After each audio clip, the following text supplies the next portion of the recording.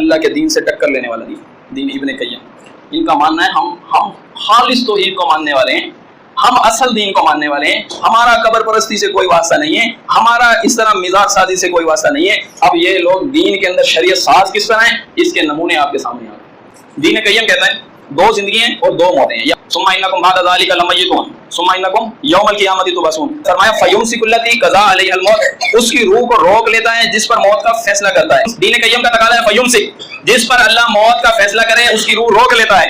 इसके मुकाबले में दीन पेश किया दीन इब्न कय्यम, उसको सुनिए। लिखा किताबुर रूह सफ़ा 198 पर, मरने के बाद रूह इसके जिस्म में लौटा दी जाती है, इसी कब्र में सवाल होती है, यही कब्र इंसान को दबोचती है। दलील एक मजदूर का किस्सा, एक मोतबर शख्स का बयान, किसी की बच्ची का वाकिया, फिर क्या एक औरत का वाकिया, फिर आगे क्या लिखा एक कफन चोर का वाकिया।